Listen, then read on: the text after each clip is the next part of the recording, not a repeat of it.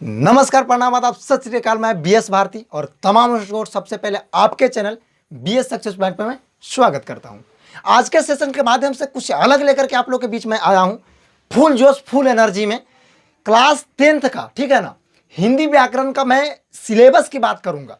कहने का मतलब है कि जिन बच्चों को 2024 में एग्जाम देना है उनको किस किस टॉपिक को पढ़ करके जाना है। खास करके हिंदी व्याकरण में देखिए, आपका बुक होता है और एक हिंदी व्याकरण यानी कि हिंदी ग्रामर होता है। दो पार्ट में होता है।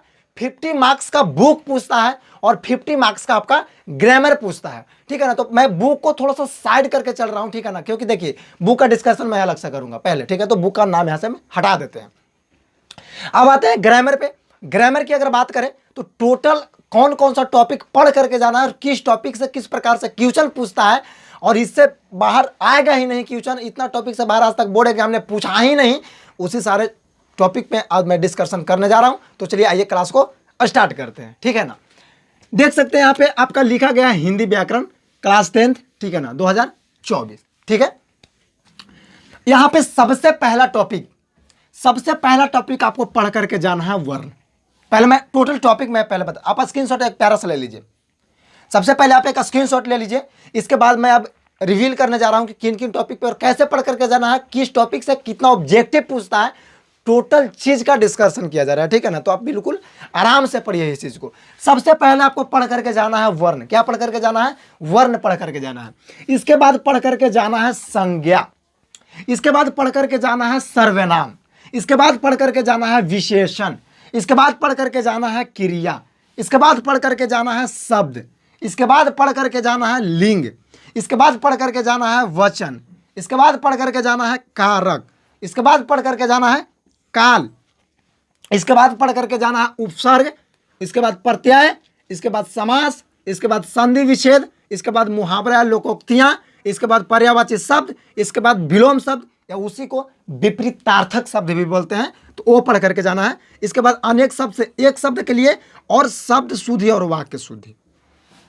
मैंने ऑब्जेक्टिव का बात अभी कर रहा हूं, सब्जेक्टिव का मैं बात नहीं कर रहा हूं। अगर आपने इतना टॉपिक अगर कवर करके चल गया, इतना टॉपिक अगर आपने कवर करके चल गया, तो मैं डंके के चोट पे, बीएस भारती डंके के चोट पे यह बात को बोल रहा है कि आपका ग्रामर से खास करके क्लास 10th में हिंदी व्याकरण से एक क्वेश्चन नहीं छूटेगा भाई मेरे।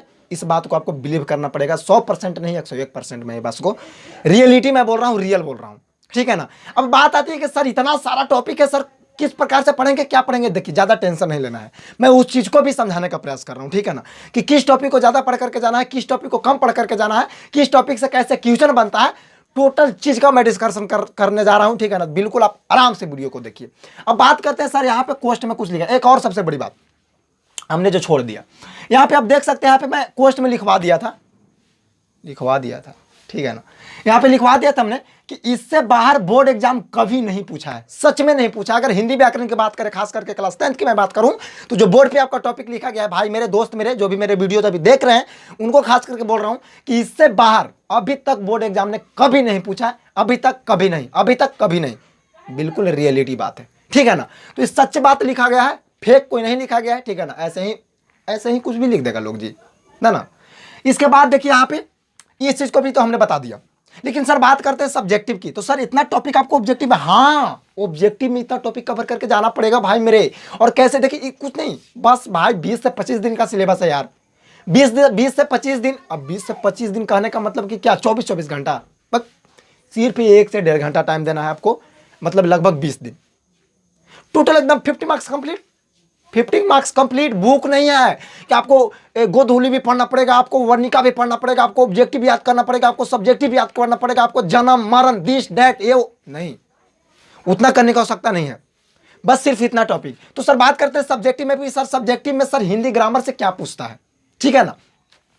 तो सब्जेक्टिव में आपका पूछता है, सबसे पहला पूछता है निबंध, जो कि 250 से 300 शब्द में लिखने के लिए बोलता है, और आपका 10 मार्क्स का रहता है।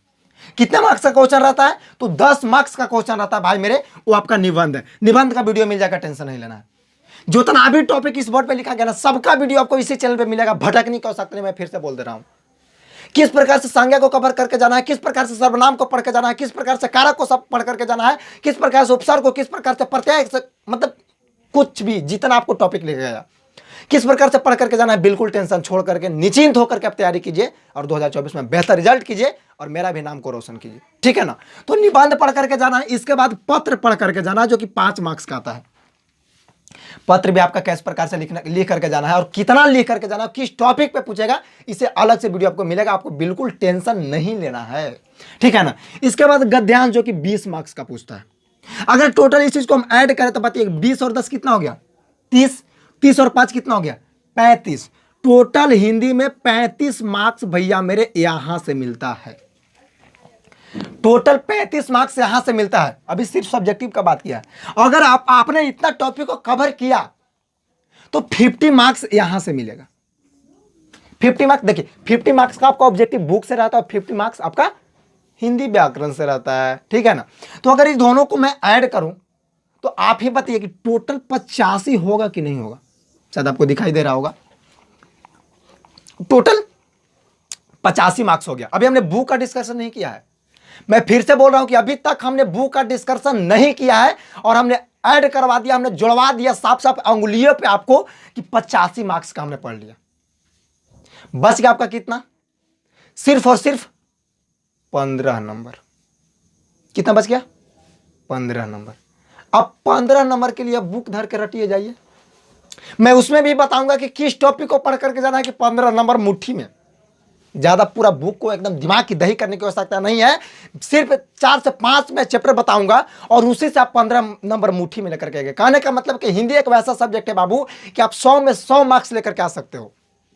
लेकिन अब सर बात करते हैं, ठीक है, यहाँ पे 85 जोड़ दिए सर, सिर्फ और सिर्फ 15 नंबर आपका बुक का टेंशन आ गया बस, ठीक है ना।